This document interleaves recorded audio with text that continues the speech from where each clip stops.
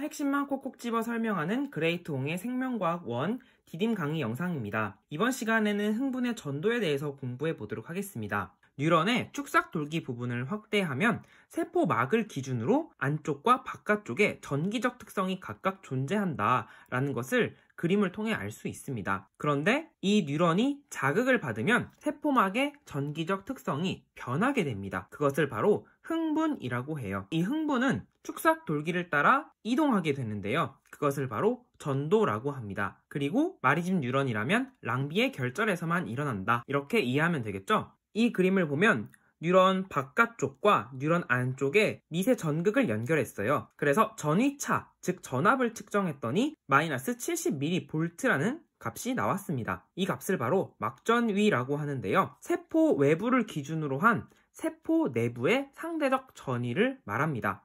바깥쪽보다 안쪽이 상대적으로 음전하를 띠고 있고 그 차이는 바로 70mV이다 라고 할 수가 있겠죠. 이 차이가 왜 발생하는지 이해하는 것이 굉장히 중요한데요. 오른쪽 그림을 볼게요. 축삭돌기의 세포막에는 나트륨 통로, 칼륨 통로, 또 하나는 나트륨, 칼륨, 펌프라고 하는 세 가지 막단백질이 존재하는데요. 이 막단백질들은 세포 안과 밖으로 물질을 이동시키는 역할을 해요. 가장 먼저 나트륨 칼륨 펌프를 보면 펌프라는 이름에서도 알 수 있듯이 에너지를 이용해요. 즉 ATP 에너지를 이용해서 이온을 원하는 것으로 보냅니다. 3개의 나트륨 이온을 세포 밖으로 내보내요. 그리고 2개의 칼륨 이온을 세포 안으로 들여오게 됩니다. 이 수송 방식을 바로 능동 수송이라고 합니다. 나트륨과 칼륨은 양이온인데 에너지를 사용해서 이 작업이 계속되니까 바깥쪽은 상대적으로 나트륨 이온이 많은 플러스가 되고 안쪽은 상대적으로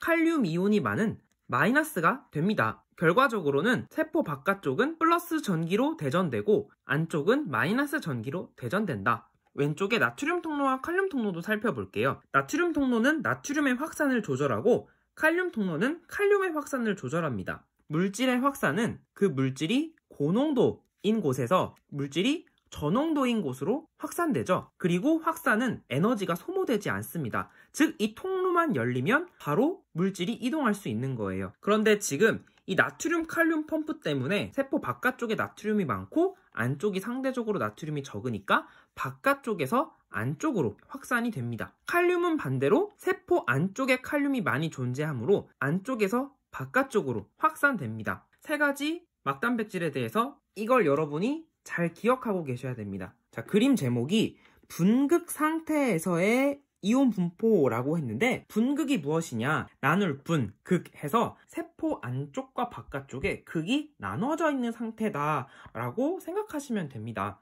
이 분극의 원인을 좀 더 자세히 살펴보면 나트륨 칼륨 펌프가 첫 번째 원인입니다. 그리고 여기에 나트륨 통로는 닫혀 있습니다. 즉, 이 밖에서 안으로 나트륨이 들어오지 못해요. 그리고 일부 칼륨 통로는 항상 열려 있습니다. 모든 칼륨 통로가 다 열려 있는 건 아니지만 일부의 칼륨 통로가 열려 있어서 안쪽에서 바깥쪽으로 칼륨이 어느 정도 확산이 됩니다. 칼륨은 양이온인데 칼륨이 바깥쪽으로 나가게 되면 더욱더 세포 안쪽이 음전화가 되겠죠. 게다가 세포 안에는 음전화를 띤 단백질들이 있기 때문에 결론적으로 말하면 자극을 받지 않은 뉴런은 바깥쪽보다 안쪽이 상대적으로 마이너스 전기를 띠고 있고 그 차이가 바로 70이다. 그래서 마이너스 70mV가 바로 분극 상태일 때 전위를 말합니다. 그래서 뉴런이 쉬고 있을 때 전위차다 라고 해서 이 마이너스 70mV를 쉴 휴자를 써서 휴지 전위값이다 라고 합니다. 분극 상태에서 전위차는 휴지 전위이고 그 값은 마이너스 70mV이다.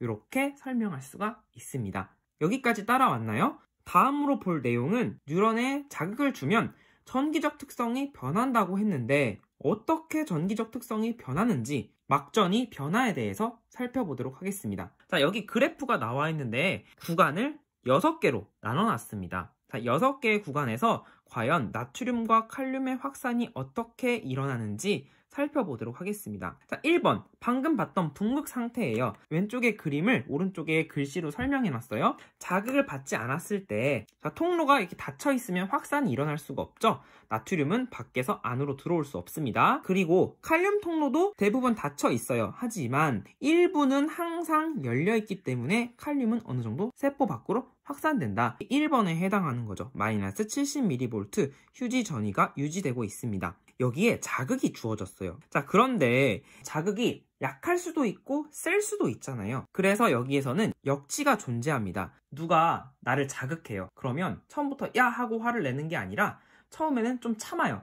참다가 계속 나를 자극하면 폭발하는 포인트가 있죠. 내가 폭발할 것 같은 자극의 세기를 역치라고 생각하시면 되겠어요. 어느 정도 자극을 주면 뉴런도 좀 참습니다. 그런데 자극의 세기가 크게 되면 이 뉴런도 참지 못하고 흥분하는 거예요. 역치 미만의 자극을 받았을 때 어떤 일이 발생하느냐, 그림을 보면은 나트륨 통로가 일부 열리고 칼륨 통로는 아직 닫혀 있어요. 나트륨이 안으로 들어오게 되면은 마이너스가 점점 플러스로 바뀌게 되죠. 2번 구간인데요. 막전위가 상승하게 돼요. 하지만 역치 전위 값에 도달하지 못할 수도 있어요. 그러면 다시 둔극 상태로 되돌아가게 됩니다. 하지만 역치 이상의 자극을 받으면은 막전위가 점점 상승하다가 역치 전위에 도달하게 되면 막전위의 변화를 감지한 나트륨 통로가 모두 열립니다. 한꺼번에 모두 열리니까 갑자기 밖에서 안쪽으로 나트륨이 엄청 많이 들어오는 거예요. 그래서 막전위가 급격하게 상승하는 이 그래프의 결과가 나타나는 겁니다. 아직까지 칼륨 통로는 닫혀 있고요. 막전위는 급상승하게 됩니다. 자극을 받지 않았을 때는 세포 안쪽은 마이너스, 세포 바깥쪽은 플러스로 분극이 돼 있었는데 나트륨이 안쪽으로 들어오니까 안쪽이 어떻게 돼버렸어요?